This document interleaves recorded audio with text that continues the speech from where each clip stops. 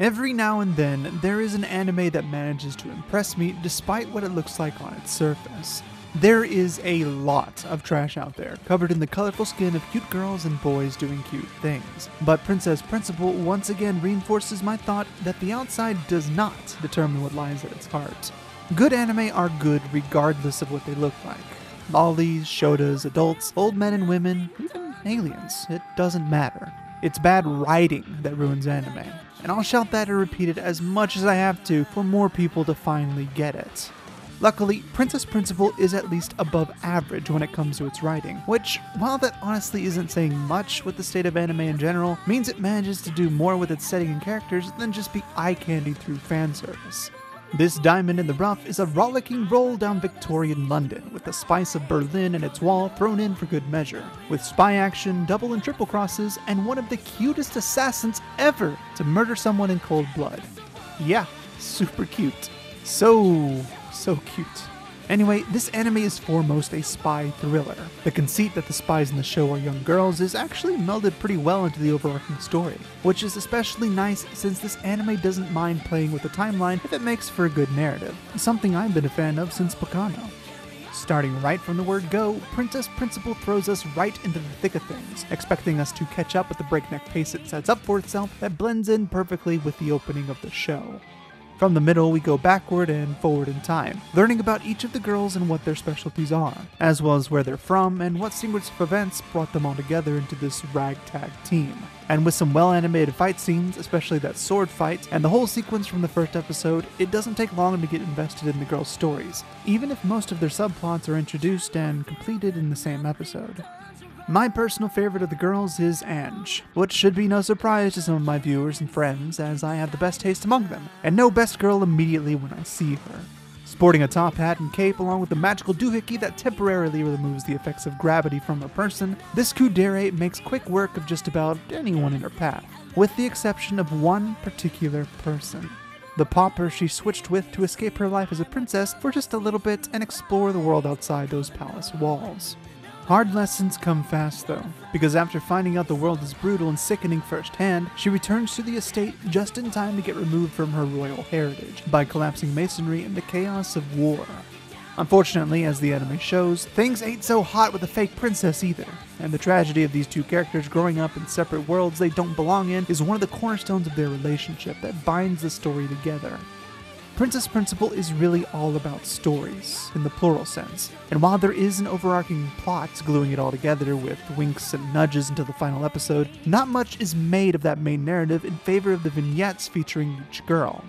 Tragedy abounds in everyone's backstory, from the abusive fathers of Rose and Beatrice to the stereotypical disagreement and eventual resolution via patricide that characterizes the Japanese swordswoman Chise. All of it is meant to pull on your heartstrings, because not only are these very real backgrounds people can ground themselves in with the fantastical elements of the world Princess Principal takes place in, with the possible exception of Chise and the princesses, they are also more effective, at least on me, because despite their occupations, these are young girls. Whether for good or ill, I and many others of all backgrounds, genders, and creeds have been raised to protect the innocent and weak, and small children are chief among that number of who to protect. Psychologically speaking, that makes the viewer potentially care even more, which is why most anime feature young, cute girls suffering in various ways. Looking at you, Madoka.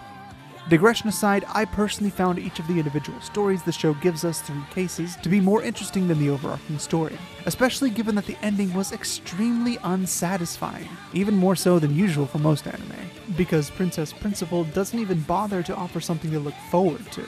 There is no next immediate step.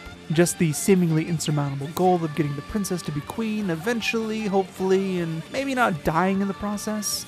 To take a step back into the wider anime world, I find this trope of offering that vague ending to be very poor taste in storytelling. There must always be an immediate step to take, in my opinion, not some lofty goal of making the world safe or protecting your loved ones. Those are the obvious parts of what the story's climax will be in totality. To pick from a better example of a more recent anime that ended, you need look no further than Hoseki no Kuni, at least in my opinion. Without going into spoilers, the entire season showed the main character growing, took the time to focus on what's changed since the beginning, and ended with a new goal just off the horizon without feeling like a total cliffhanger. It's a small valley in the overall story, but an excellent stopping point, since it gives something for the viewer to be excited for that isn't a nebulous concept like I mentioned earlier.